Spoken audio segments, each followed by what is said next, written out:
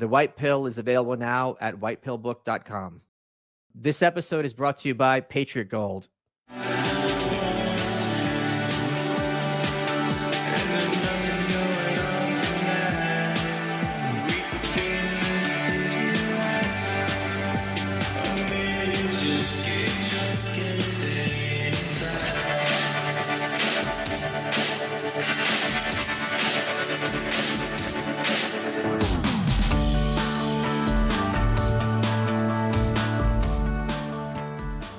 Good afternoon, Michael Malice here. Let that be your welcome for the next hour. We have with us a returning guest, one of my good friends, Kurt Schlichter. The 8th volume of his Kelly Turnbull novels are out, Overlord.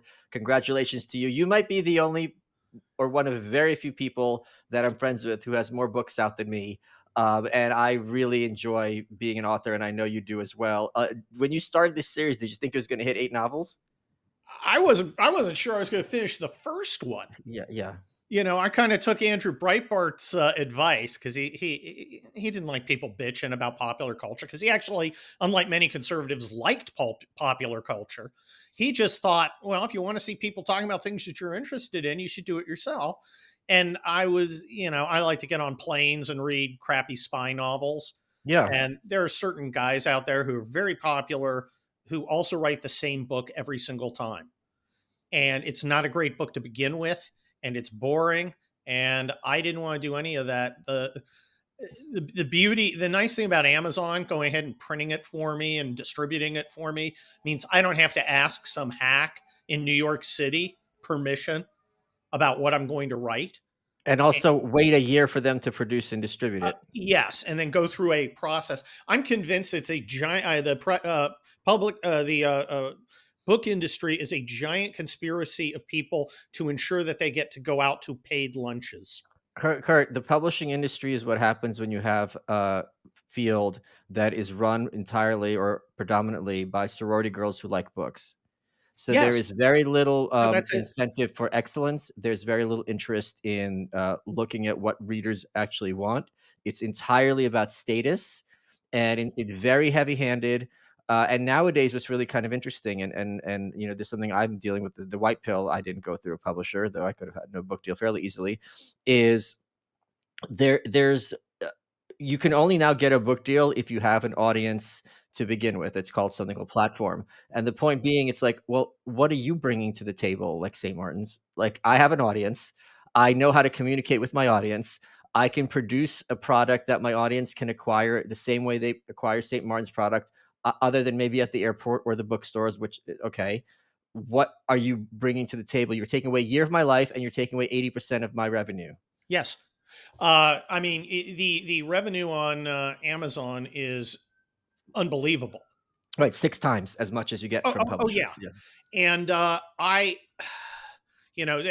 Amazon's not perfect. The rankings, for instance, on the new one were completely screwed up for some reason, though I hit #1 on military thrillers.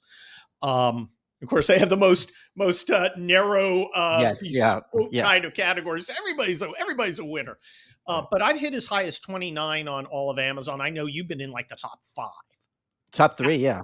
Which I still don't understand how that happened, in all seriousness. I'm not being modest. It doesn't make sense. Yeah, but I mean, it's incredible. I mean, out of 8 million books, you know, to be in the top 100. Yeah, is an amazing accomplishment, yeah. It's remarkable. And we do it all the time. I mean, I sell a ton of these things. I've sold hundreds of thousands of books. And you know what's really great about your books? You're like, hey, this is popcorn. This isn't something erudite. And there's nothing wrong with reading a book on a plane or on a beach and having fun. They are fun. I mean, if you want to dig through, there's a message. I have a point of view. But my whole thing is all good parts. I want it to be the London Calling album. Okay. Yeah. I don't want no filler tracks. Right? You start out with London Calling, you end with Train in Vain. That's my philosophy. It's parallel lines, putting it in you New Yorkers terms. Yes, sir. I want to shift tracks a little bit because, Kurt, you're one of the most prominent conservatives on social media. You're a senior columnist for townhall.com. You've also served the military, and not just behind a desk. You were, in Central Europe, right? And also, were you in the Middle East at some point as well, correct? I was in the Gulf War. I Yeah. was in Kosovo. I served in Germany during the Cold War. I was in the LA riots. Never got shot at. I'm no war. Hey, I'm no Pete Buttigieg. I'm no war hero. But I did show up and I did do some interesting things. So And I've got a perspective. So I'm just very curious. I was very one. I used to be a lot more bloodthirsty, and then I have a friend who's a very failed comedian, and another one who's a very failed podcaster. And through talking to them about foreign policy issues, it really kind of mitigated that to a large extent. But I, like everybody else, am extremely concerned about what's going on, Yeah. obviously, in the Middle East. I am also concerned. I'm concerned for the Israelis. I'm concerned for the Palestinians, who, in my perspective, seem to be kind of like the Koreans in the Korean War. You've got a pincer movement where you had Stalin and Mao with the North, and the US and the UN in the South, and the Korean people are in the middle. So the Arab countries, and you can't really blame them, aren't too amenable to allowing the Palestinians in. The Israelis, who, have this life and death perspective with them, are certainly not going to be much more like, hey, come on over to Tel Aviv or Haifa, to put it mildly. So it ends up being this untenable situation, and I don't see an end game here for any party other than overnight somehow Hamas moderating and recognizing Israel's right to exist, which was their whole raison d'etre, was to fight it. So I'm really curious to hear your reactions when you heard about what had happened, and your thoughts about where you would like to see things go forward. Look, there's a little bit of history in that part of the world, just a Yeah, little yeah, bit. I remember when I was in Kosovo, we would go to a village. It'd be Albanians or Serbs or one of the other ethnic minorities, and they'd start going off about some massacre. And of course, we get all spun up, going, "Oh my God, there's a massacre we didn't know about!" And it turns out it was like 400 years ago, and they're still pissed. I think I have a very practical American kind of view, which is I can't do anything about history. I know right. I can. I know I cannot go to my neighbor's village, murder everybody I see, rape some women, and kidnap some people. I know I cannot do that. I can make the choice not to do that. I am not compelled to be a barbarian. And if somebody decides to act like a barbarian, my feeling is you act like people have treated barbarians for 5,000 years. You go and you end them. And I I don't see that as bloodthirsty. I see that as practical, because if you tolerate this sort of nonsense, you're going to get more of it. You get less of it. It doesn't. You can't completely eliminate it. I think that in the human genome there are kill genes. The capacity for unspeakable brutality exists. We saw it in American soldiers at My Lai. I mean, the Oh yeah. idea of good all American boys machine gunning civilians is mind boggling to me. Now, of course, at the same time, you also had Americans flying in, putting their helicopters between, the assholes doing the shooting and the civilians, putting them on the helicopters and taking them out. The one of the purposes of having an organized military um, is to harness the aggression of young men with weapons. That's why that's an important reason you have officers and non-commissioned officers, to keep that in check. Um, but look, this isn't going to change until the Palestinians make a decision to change, because Israel is not going to shrug its shoulders and say, "Go ahead, kill us all," because Right. that's the Hamas answer. Hamas's answer is, "Yeah, we're going to kill them all." Okay, not room to talk. Right. Yeah. The thing that gets me is you look at Lebanon and you look at uh, the Palestinian situation. Lebanon used to be the Paris of the Middle East. Beautiful, prosperous. The Palestinians used to be, that was where the engineers came from, the doctors, the scholars. And they've chosen this degraded status for a bunch of ridiculous barbarians screaming for blood. Um, I think they've allowed, there's obviously historical humiliation at play. A lot of this is, uh, it, there's, it's so emotional that to folks in the West who kind of try to suppress some of that emotion, Right. Right. it just it is inconceivable to us. But if you're like me and you've spent some time in these other places, you realize that not everybody's going to be as analytical as maybe we in the West are. They have a different point of view. And unfortunately, it's led them into a very, very dark place. I would love to see them if they had made a different choice and said, look, we don't like the Israelis, but we're not going to drive them into the sea. Let's focus on us. Let's focus on getting our stuff together. Man, you could see Gaza as a Singapore of the Middle East. I mean, that would be an option. And it's not like Israel would wipe them off the map. How happy would Israel be if these guys decide, yeah, we're going to be pre CCP Hong Kong? That's what we're going to do here. Man, they'd be thrilled. So but here's the thing, like, I don't see how this ends because although I want, even if someone agrees with you theoretically, we have to end them, right? Or by we, I mean like the Israeli forces, their perspective. What I don't know what that looks like, because well, either I'm seeing Israel's destroyed, right? Or, you have some international peacekeeping troop that comes in to force the peace, which is not a long term, or maybe yeah, it's a that's not medium term solution. viable. Right. But also, Hamas, very cleverly, I guess would be the term, they're doing urban terrorist warfare. They're hiding behind Yes, civilians, right? So if you're going to take out Hamas, you're going to have to take out a lot of, by design, Israeli and Palestinian casualties. yes, And when you're taking out those people, their families aren't going to be too happy about it. They're not going to be, pushed in direction of like, okay, now the Israelis are our friends. We got to figure out how to make this work. So point being, they pulled this big trigger, and I don't see, there's literally no path forward that is remotely palatable for anybody. no, that's uh,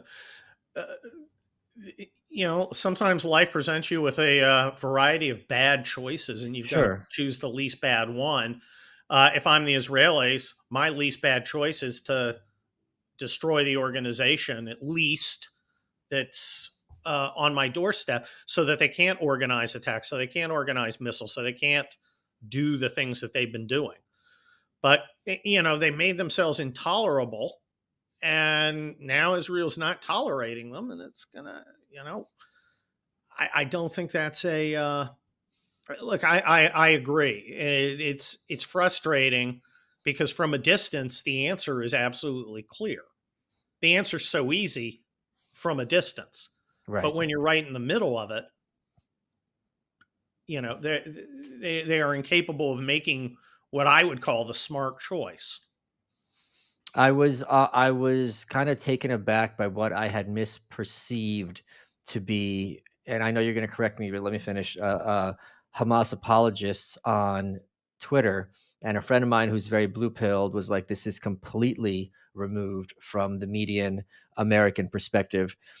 People who talk on MSNBC aren't even the median Democrat perspective." And the point they made is, if that were the case, then AOC would be Speaker of the House, and Biden would be hemming and hawing, instead of just being so forthright pro-Israel in his actions and his words.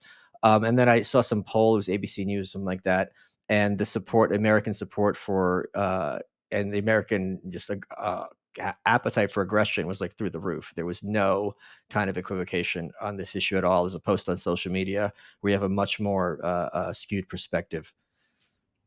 Well, look, I don't believe I spend so much time on social media. Maybe sometimes I mistake it for reality. But Yeah. if you're going to get the American approach to war and aggression now, particularly after 30 years of total foreign policy failure. Uh, it's very mixed, but there's a name for that mix. It's Jacksonianism, which is aggressively and chauvinistically pro our country and pro defense of our country, but no interest in they would Right. call it interfering in other people's affairs or getting involved in foreign wars. Now,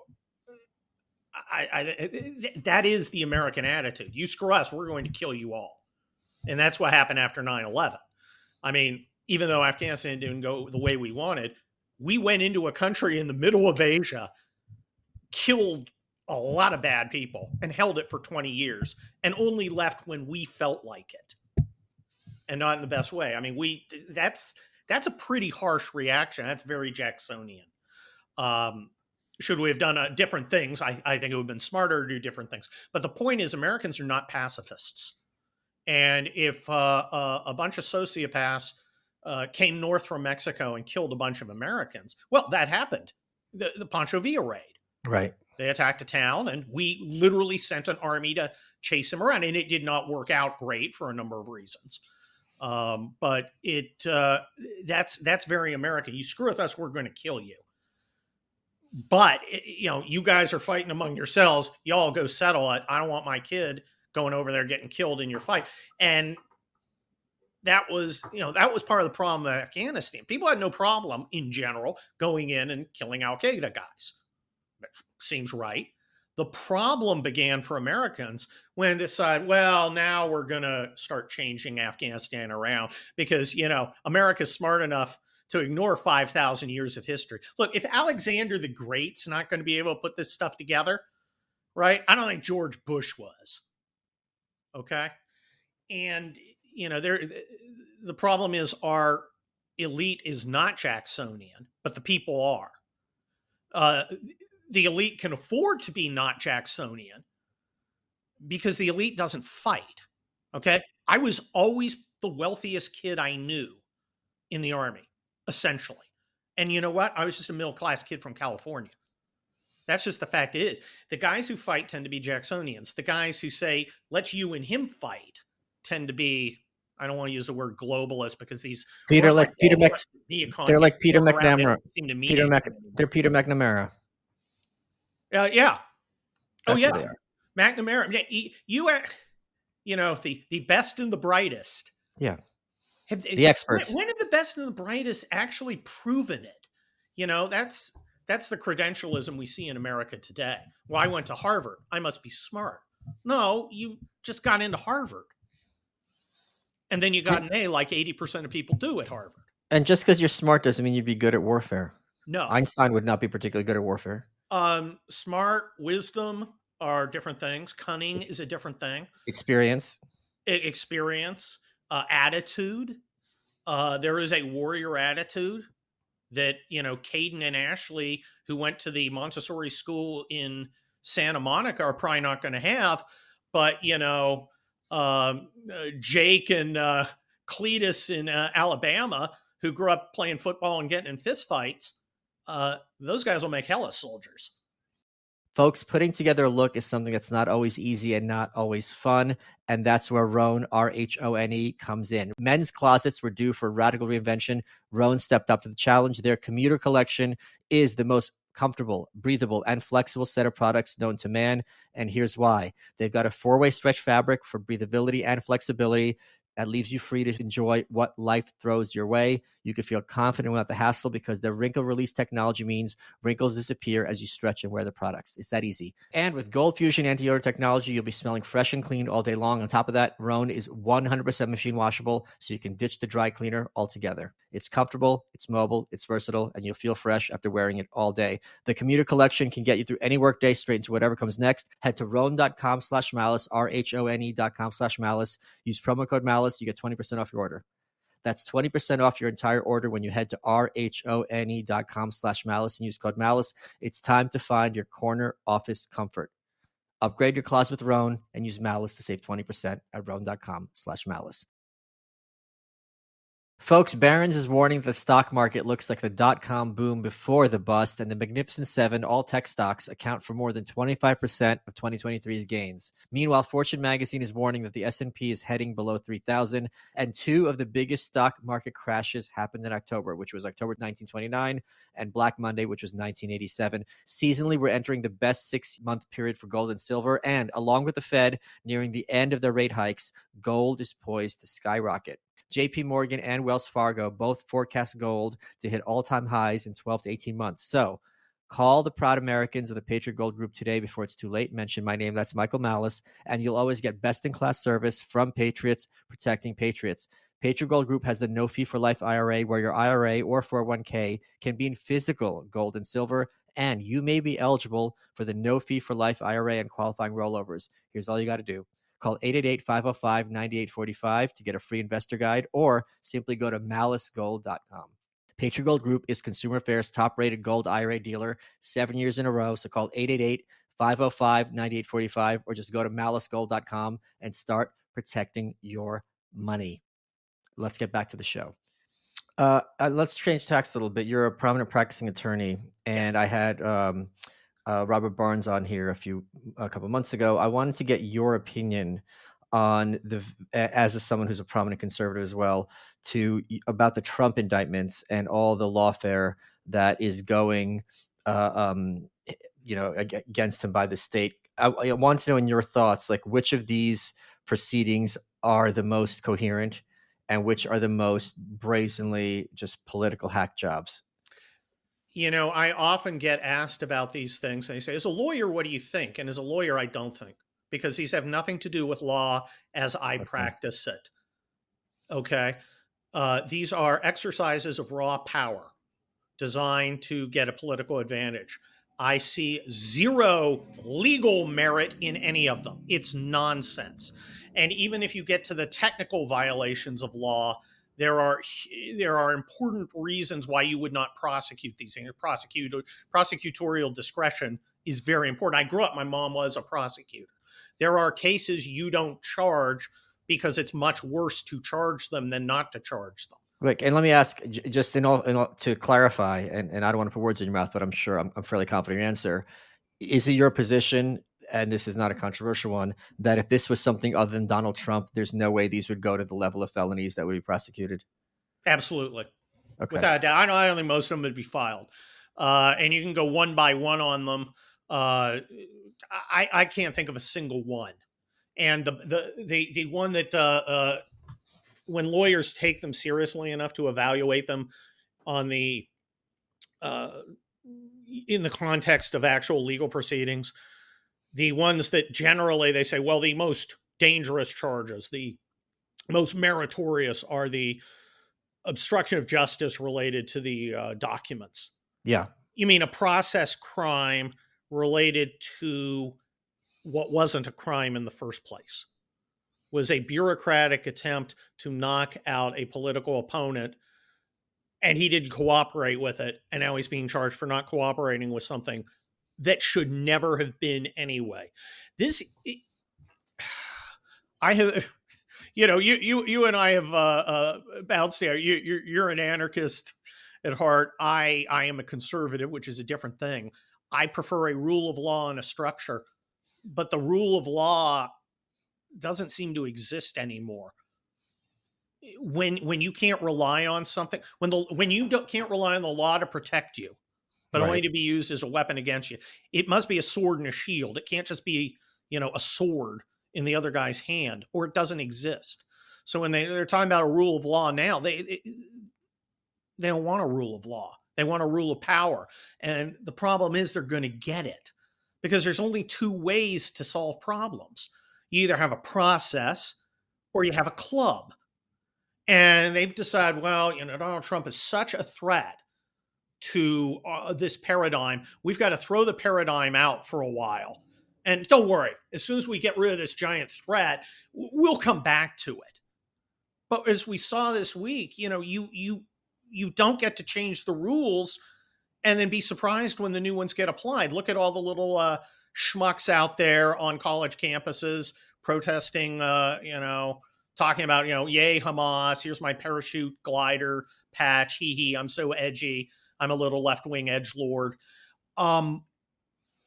And then suddenly, and somebody comes out and goes, well, I'm just going to make sure everybody knows who you are so you never get hired. Wait, you can't do that. That's cancel culture. Yeah, it is. Because see, that's the rule. See, I didn't want the new rule. I was against it. I thought cancel culture was a bad idea. But they had another view, Michael.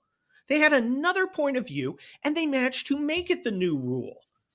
So I'm not going to spend a lot of time crying over it, because I can't do anything about it. I tried. It is what it is now. Suck on it. What do you think? Let's suppose somehow, and I don't think this is all implausible, they do succeed and manage to keep Trump from the nomination, whether it's through some felony, whether he could have a health issue. There's Yeah. infinite scenarios where, Trump is, or whether he has a moment of clarity. He's like, I don't need this. Like, I've like, you know There'll be what? no moment of clarity. Well, but like maybe he has a reverse Yes, stroke, there. so now he becomes more rational. He's like, "What do I need this for? Let somebody else carry the water. I'm just one person. If America's down to one person saving it, it's done anyway. So I'm gonna go to Mar-a-Lago and I'm gonna, have sex with my supermodel wife." Um, where do you think all those Trump voters go in the Republican primary? What's Plan B? That's a huge. Now I've been open that I support Ron DeSantis, not because I don't like Trump. I just want to win. I think there are enough people out there who hate Trump that they'll never vote for him, Yeah, and that he is unlikely to win in the general. I think he's slightly more likely to win in the general than I would have said a couple months ago. But putting that aside, I like Trump. And if somebody said, Kurt, you can have Trump win the election, will you take that? I'd be like, yes, I will take that. You always say yes to success. And, he counts as success. A lot of people came into politics in about 2015, 2016, because Trump was interesting and he spoke to them. And he speaks to people in a way no one else does. You can't deny that. He has a connection to people, and he addresses issues that our ruling class has told us we can't talk about, like the border. And the border is not important to the folks in Santa Monica or Manhattan. Well, now it's important to the guys in Manhattan. It's very important to regular folks. I mean, if you're, if you're making 5,000, 3,000, 4,000 bucks a month, and some illegal alien without insurance backs into your car, and the cop says there's nothing I can do about it, and now you're stuck with an $800 bill, that measurably hurts your quality of life. yeah. That is something you're not going to be able to buy your kids. And it's they're normal people are like, I want justice. I want justice. And the answer to the lady is, shut up, you're a racist. Right. Donald Trump said, no, you're right to pursue your own interests. You are right to be concerned about it. You're not a bad person because you don't want your job shipped to Szechuan. You're not a bad person because you don't want your son getting killed in some firefight between tribes whose names you can't even pronounce. You're not, and these folks are very connected to him on a personal level. They are not traditional Republicans. I'm a traditional Republican. Okay. But we can both get behind Donald Trump, but we're a coalition. And I think that coalition loses interest and wanders away if it's not Trump. The question is, will other people who used to be Republicans who are now voting for Joe Biden because they're so upset about the mean tweets and the aesthetics of Trump? Because there's a class aesthetic too, right? Yes. If you're upper middle class, you don't want to be associated with Trump because Trump's associated with those, other guys, the guys who shop at Walmart and probably have never listened to NPR. There's a huge, the one thing the last 8 years have taught me, there is a huge class issue within the United States that we need to own up to. But maybe those guys come back to a different Republican. Yeah, but who do you think that would be? I don't see how Mike Pence. I don't see how you Oh go God, from. no. You know what I'm saying? So like, I think it would be DeSantis. I think Nikki Haley's the cutting edge of 2004. right, Um, yeah, Frankly, the time is not right for somebody who was on the Boeing board. yeah, Okay, that kind of republicanism, it's not going to wash anymore. And Mike Pence is the same, just with some evangelical flair. There are a bunch of Republicans who kind of want to go back to business as usual, which means shut up, all you people Trump brought into it. We're not going to follow. We don't care about your concerns, right. and I don't want to have uncomfortable conversations at the country club because I took your side when some guy dressed as a girl decided to hang out in your daughter's locker room. Again, part of the whole class thing. In many ways, Pence, who was like neck and neck, or I think even briefly had a lead over Trump among Republican voters, his poll numbers have gone down a lot, and that Oh, was he's terrible. in many cases. Okay, but the question I want to ask you is, do you think I don't know if you'd use the word implosion, but whatever term you'd use of his campaign, how much do you think is that a function of his campaign's incompetence and fish stinks at the head, and how much of that you think is a function of the effectiveness of Trump's attacks? Uh, I think it's a function mostly of Trump's popularity. Okay. I don't see, for Ron DeSantis, I don't see a different campaign strategy other than I've got to stay in for the long haul and hopefully win in Iowa by presenting the alternative. Look, the only critique of Trump that's going to work, because Trump's policies are generally accepted to Republicans, the only critique is I can win, he can't. And that case, there's no moment to make that case between May and January. He's fighting the only fight he really can, and you know, there's a substantial chance he'll lose. There's a substantial chance anybody will lose. I think he is. I don't think his campaign's not perfect. I don't think it's incompetent. I think it's just an uphill battle against a very popular among Republicans president who had a good track record, who is being proven right day by day. I mean, we didn't have this sort of nonsense going on when he was president. Gas wasn't $6 a gallon. Ukraine wasn't on fire. Israel wasn't at war. Hell, we were making peace. We had Yeah. the Abraham Accords. That's a pretty good track record. You just got to put up with him calling Rosie O'Donnell horseface on Twitter. And which a number of people can. Again, the aesthetic objection to Donald Trump has been hugely powerful. Being kind of a classic conservative, I always thought, well, people are going to kind of follow their own personal interests, their economic interests, and so forth. I'm not sure I gave enough credit to their emotional interests, because people really do follow their emotional interests, and we've seen that. Folks, Michael Malice here, podcaster, author, and yes, underwear model. Sheath is something that I wear every day, and the great thing about Sheath underwear is that they have dual pouch technology for both parts of your anatomy. They also have a girls line. I don't wear that stuff. Dave Smith might. Go to sheathunderwear.com and use promo code Malice. You get 20% off. It's great underwear for when it's cold. It's great underwear for when it's hot. And I wear it every single day because it's the best underwear I've ever owned. The first time they brought into the studio, I was like, what is this? And now I swear by it. And in fact, I model for them. And folks, they're not just an underwear line. Sheath now has bamboo hoodies and shirts, which are really, really soft. So go to sheathunderwear.com, use promo code Malice. You get 20% off your order. Support the underwear that supports you and that supports the show. Let's get back to the show. Are you surprised to see any sort of backpedaling on the Biden administration? Like, he's at least acknowledged stuff with immigration and is talking about, even, talking about both sides of his mouth, to be fair. Yes. But to have a Democrat at all poo-poo immigration, including illegal immigration, seems to be a little bit of a right turn for them. Well, remember, this was the Democrat Party's position 15 years ago. Right. But all I can say is the focus groups must be horrifying to them.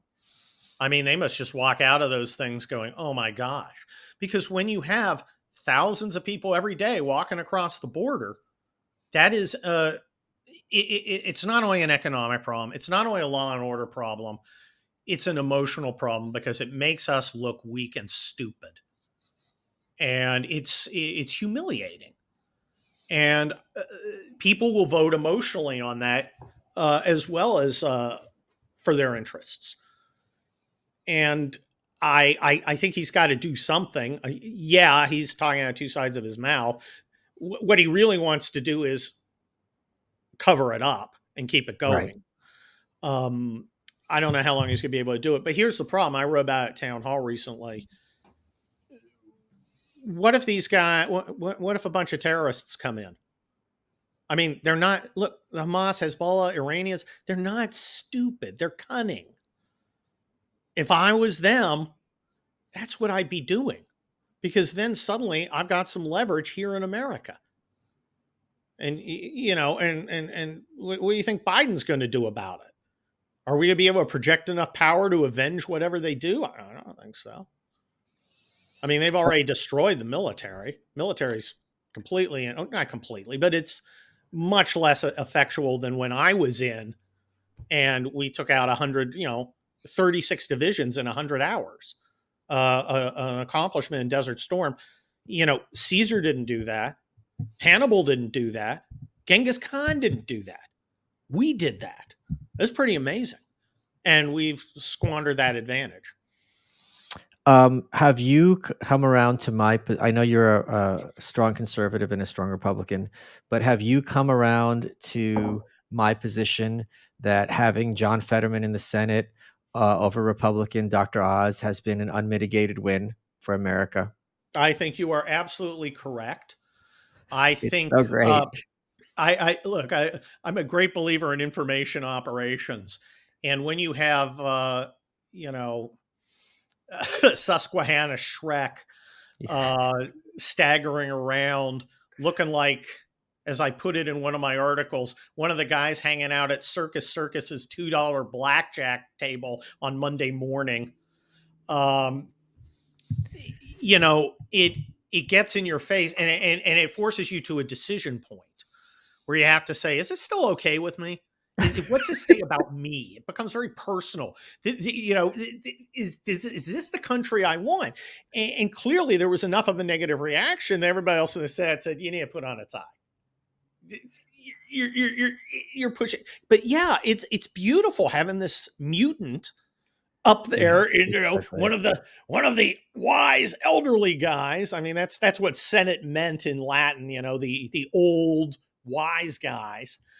Um, and this and it's just a clown, and it makes a joke out of everything. And we all know how effective humor and mockery and sarcasm are, and that's And what and he al- is. and also, it seems by all accounts, he seems like a genuinely nice person. Like he's perfectly happy being the butt of the joke, which is something I think would be more useful from a lot of politicians. A lot of politicians, a lot of people in general, conflate their title and their Yeah. position with themselves. And I always tried very hard, and I always made it very clear. Yeah, I was a colonel, but they lent me that eagle to wear to do a specific job. Kurt Schlichter wasn't a colonel. Kurt Schlichter held the rank and had the job. And I worked with a lot of guys who felt the same way. And I think that, if you're somebody who likes, when you're a colonel and you walk into a command post, everyone stands up. They call it to attention. They stand up. And I once told my guys, just don't do that. And I got taken aside by a bigger colonel and said, Kurt, you have to let them, not because of your ego. I don't like it either. They have to look at you in case you want to give orders. So power should be a tool. And when you're done using the tool, you should put it down.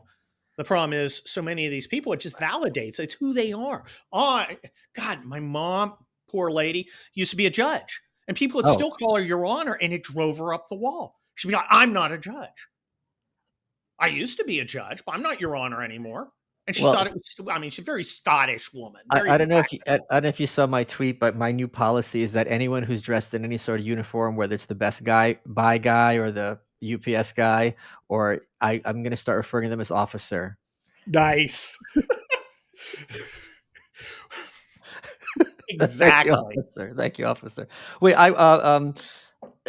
let's change tactics a little bit. I don't like it when people I'm friends with fight. And I want to talk to you briefly about this lawsuit that I saw your name attached to with Sydney Watson and the Blaze. I'm friends with Sydney. I think she's a great gal. I'm friends with everyone at the Blaze. I think they're great people. I was very surprised that you were the attorney because I would have assumed that you had good relationships with the Blaze as well, and this might have given you pause. I know discussing a case is something you have to do very carefully. You don't want to prejudice things against your client, but was that an issue for you? One of the things, look, I do normal law that has nothing to do with politics. I also do political stuff, and the vast majority is behind the scenes. The people know I did the Ben Shapiro Clockboy case because it was filed, and I had to make an appearance. Um, I much prefer to resolve things within the family. Yeah.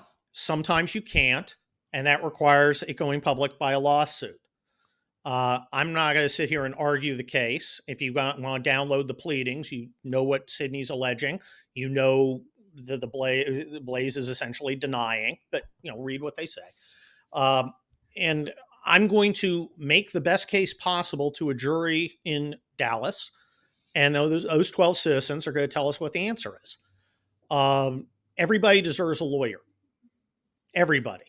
You can't have a rule of law if you don't have lawyers to help people who don't do it every day negotiate through it. Sometimes I take on cases that I believe have factual merit. I don't take on nonsense cases. I turn down a lot more cases than I take. But I don't like fighting them in public because I don't think it helps the client. And frankly, I got a pretty darn good record of success doing things behind the scenes, and I'd much rather work stuff out. And the only problem is all my good stories are like confidential. Right. I can't talk about them. As for the Sydney case, it's going into the discovery phase. We're going to gather facts. There'll be some motions down the road to dismiss the case, to resolve certain issues. And then in January of 2025, we're going to stand up in front of a bunch of citizens and we're going to make our case. And if we're right, they'll tell us. And if we're wrong, they'll tell us. I always prefer to do these things behind the scenes. Sometimes you just have to go get a decision. And where you get a decision in our society is a courtroom. So that, the facts will be my case. I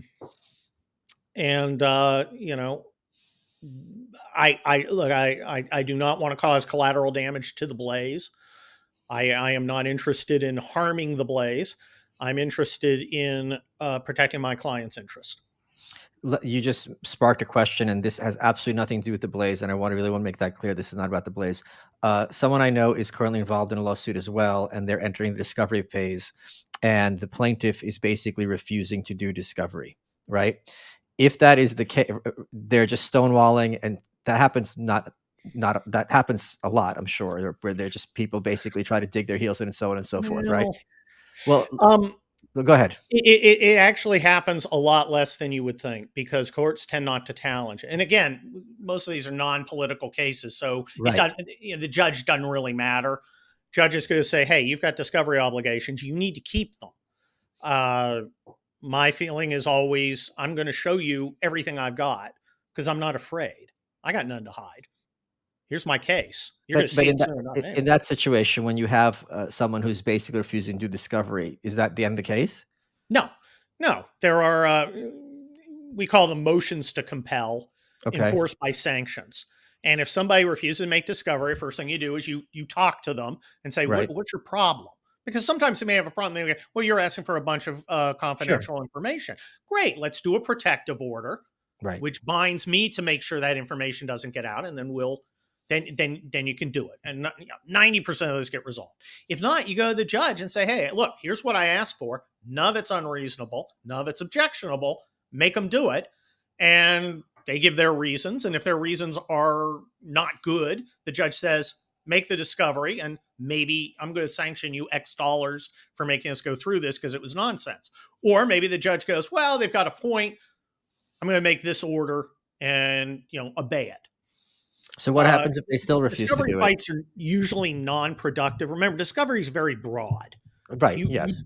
You generally give over everything.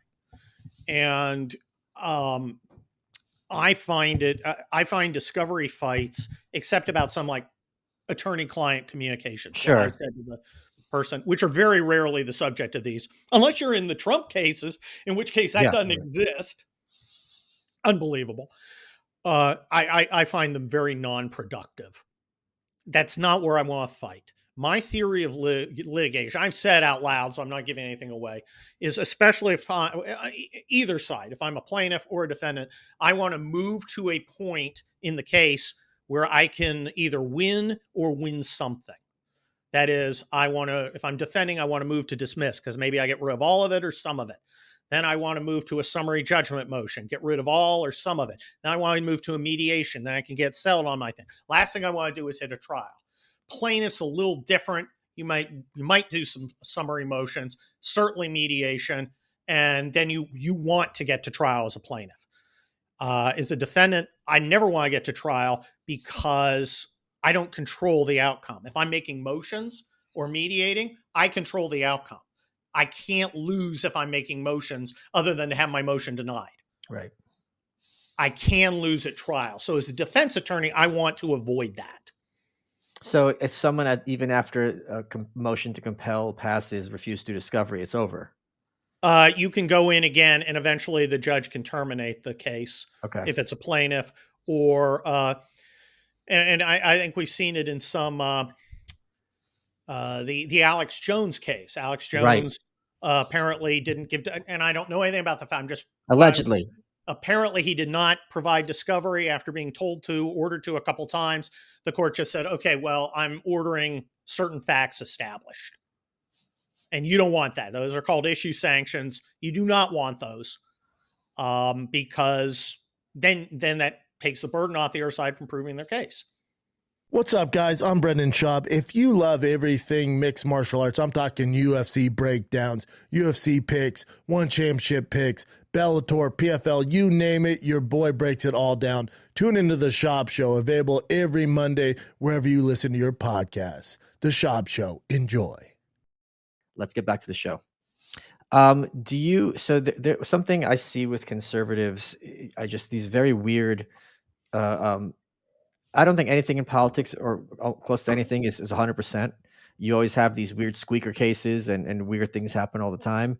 And you have this situation where there is an understanding that Joe Biden is not a particularly efficacious leader, an individual, but also this a conviction that he 100% is going to get reelected.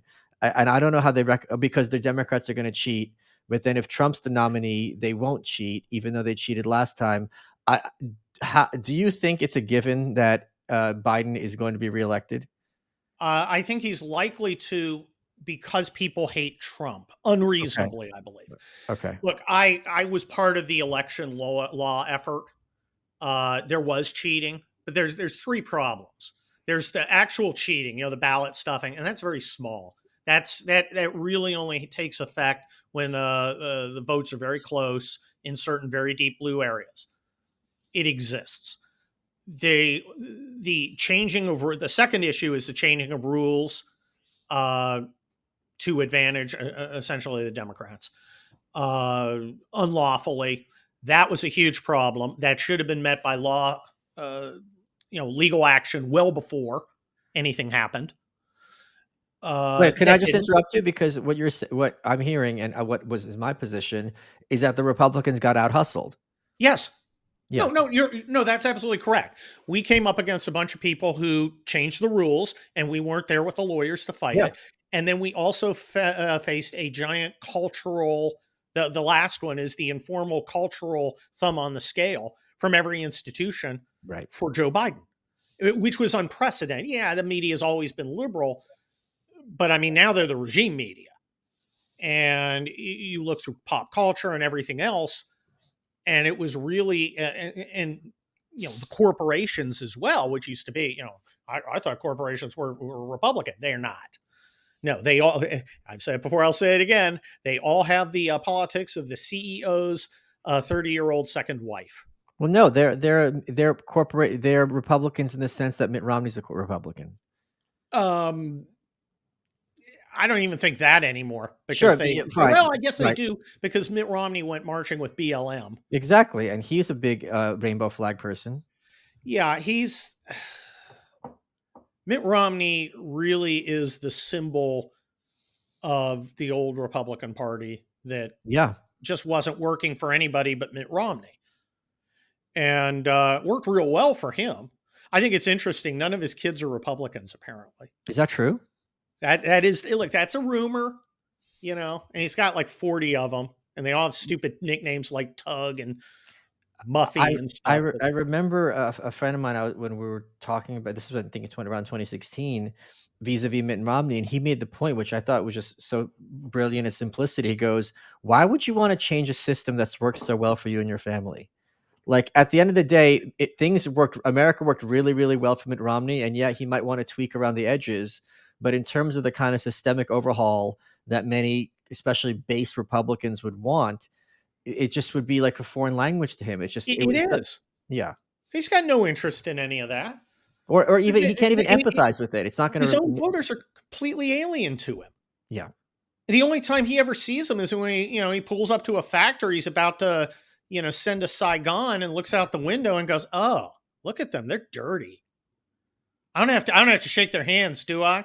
No, just get up and thank them and leave." Are you what is are you I know the answer, but I wanna hear your thoughts at length. The fact that Liz Cheney got driven out of politics, the fact that Mitt Romney got driven ou I pointed out, I said, "Guys, Mitt Romney decided not to run for re-election, whereas, like, if he could get through the primary, which I don't think would be particularly hard, he'd be a shoo-in at the general, it's a safe seat for him." I think a large of this is function of the hatred he gets on social media, because nowhere else is he going to really get this pushback, other than maybe in person. But how often is he, with the masses? And people are like, "Oh, like he cares about social media." I'm like, he had a fake Twitter account just so you could monitor this shit. So he did care, and He did. this constant barrage of animosity gets to people whose entire sense of being is about status and being validated. Yes.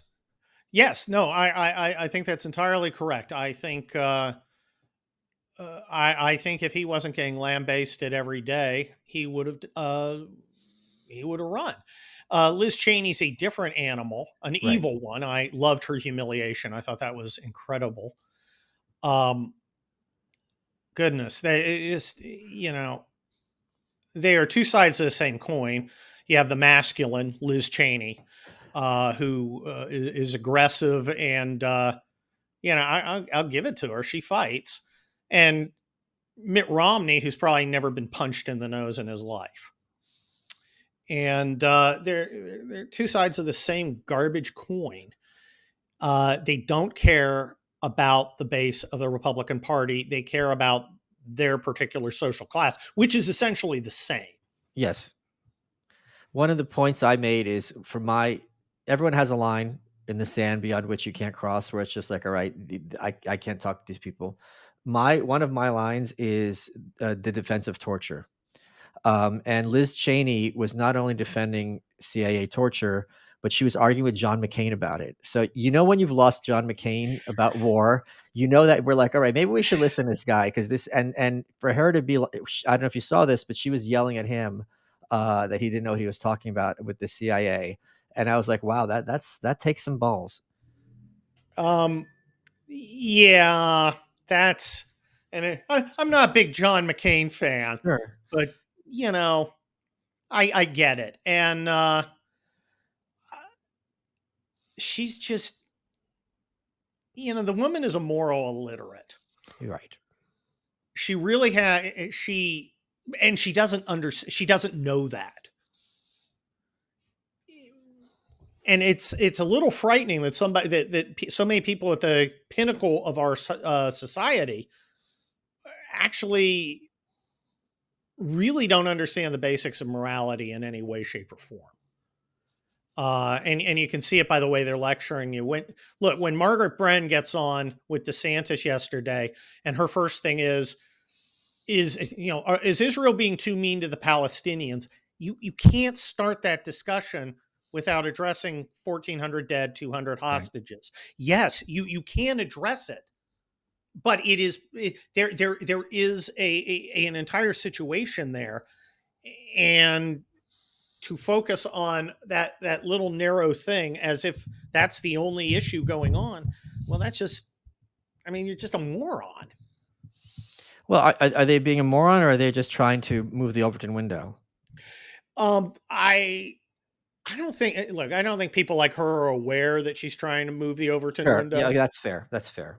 I think she's just doing what all her friends say and what Yes. the people who talk Yes. to her in her Volvo on the way in on NPR say. Yeah. Okay. Point taken. I think I completely agree with you, Kurt. It is.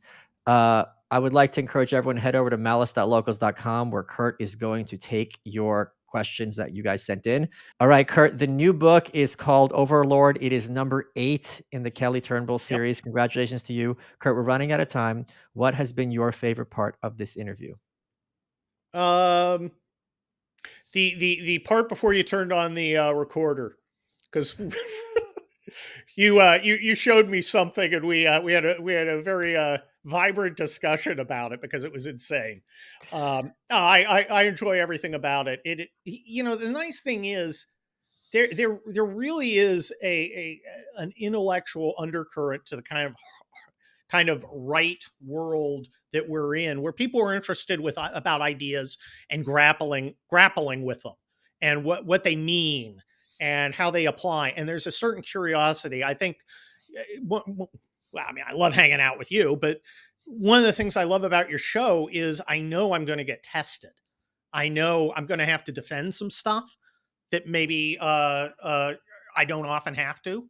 There are going to be some premises that get challenged, and I think that's good for us. The mind is a muscle that needs exercised, just like your delts. And if you don't, you become one of these bags of human goo on Twitter, substituting cliches like "forever war neocon globalists." Okay, there is a critique of all that out there. It's not just assembling a line of buzzwords. Okay, and that I really appreciate that. Goo are welcome.